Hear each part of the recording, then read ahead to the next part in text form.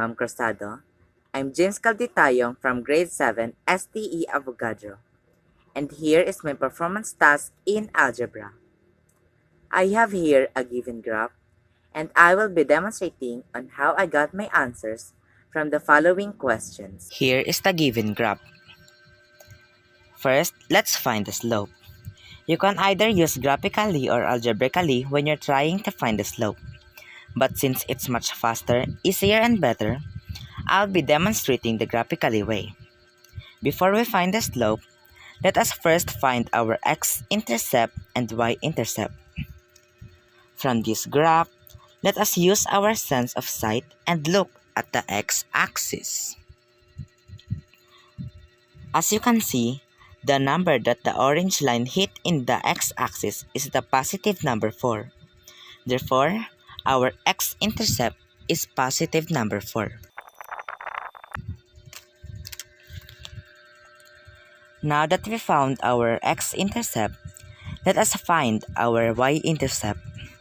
Again, using our sense of sight, look at the y-axis. As you can see, the number that the orange line hit in the y-axis is the positive number 5, meaning positive number 5 is our y-intercept.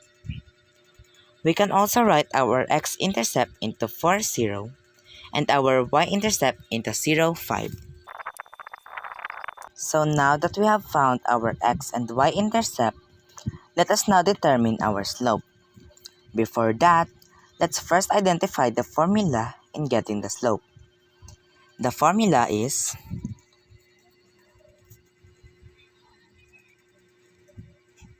slope Rm is equals to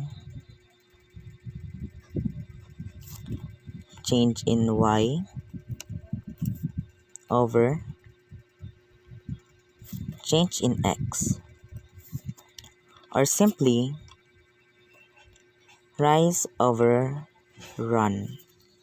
From our x and y intercept, our rise will be 5,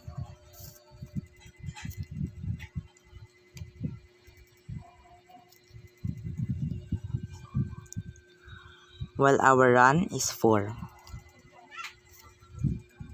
Now, don't forget, look at the orange line in this graph. It appears to be falling from left to right. This is our trend, and it indicates that our slope is negative since the line is falling down or simply decreasing. Therefore, our slope is negative 5 over 4. And the trend of the graph is falling or decreasing. So now that we finally had the slope, let's take another step and try to find the slope-intercept form. Here are our two main reminders in trying to find the slope-intercept form.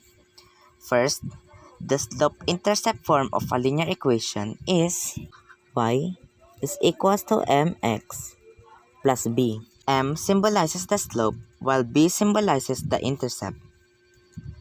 Second, the formula for slope-intercept form is m is equals to y sub 2 minus y sub 1 over x sub 2 minus x sub 1.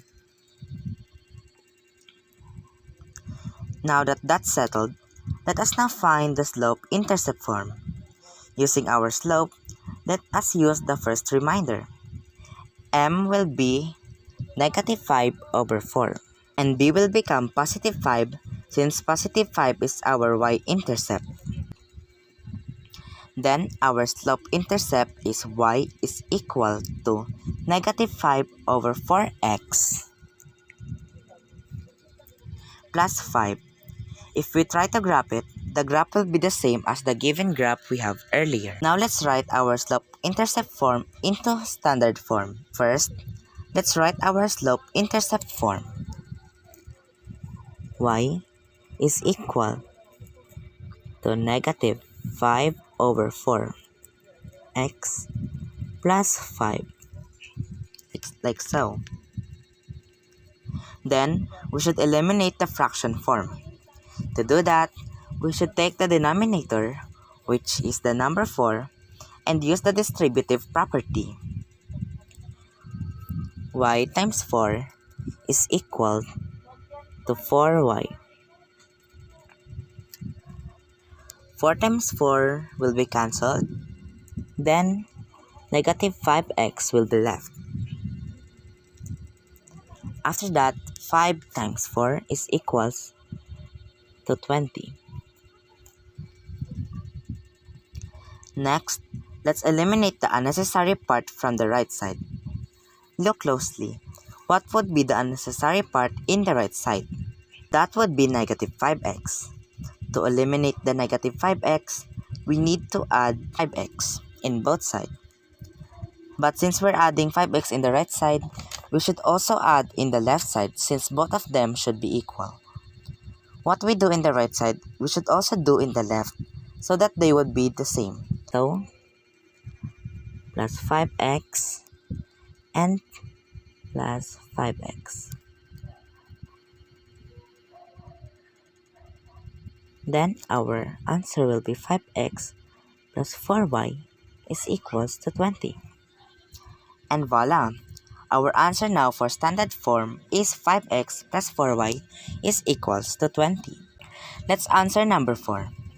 According to the direction, we should write the slope-intercept form of the equation of the line passing through the given point and has the same slope as the orange line.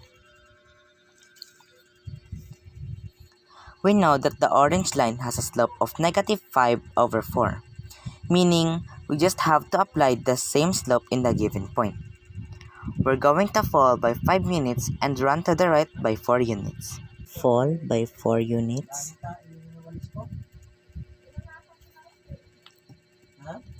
And run by 4 units. I'll be putting a point in here as my reference. But to solve this problem, we're going to use algebraically to determine the intercept. First step, we need to convert our fraction into decimal. To do that, we just need to apply the formula we used in turning a decimal into a fraction, but in reverse. Let's take our slope. Multiply both the numerator and denominator by 25. Now we have negative 125 over negative 100. Move the decimal point to the left by 2 and we will get negative 1.25. Actually, you can do this the easy way by dividing the numerator by its denominator. But we want the hard way, so that's that. Second step, apply our slope into the equation for slope-intercept form. So, y is equals to negative 1.25x plus b. Third step, put the x and y coordinates of the given point into the equation and solve for b. Since our x and y coordinates of the given point was negative 3, 2. Then, 2 is equals to negative 1.25x times negative 3 plus b. Let's get the product of negative 1.25 and negative 3. The product will be 3.75.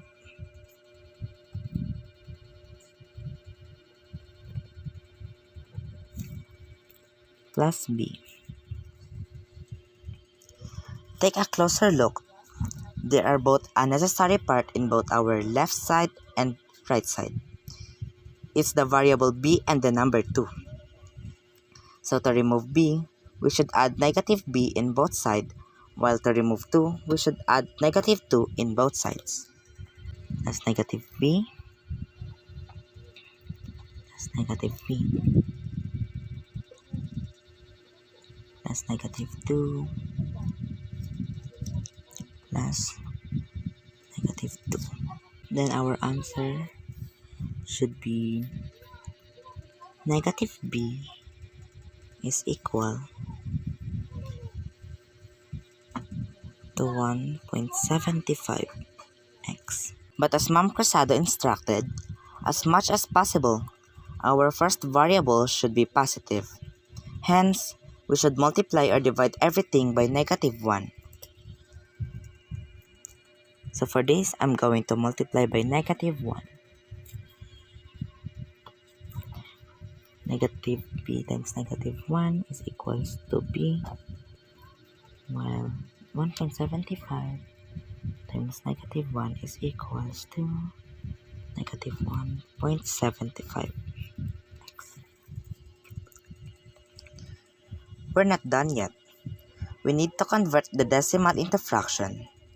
Since -1.75x has two numbers after the decimal point, we will divide it by -100 in order to remove the decimal.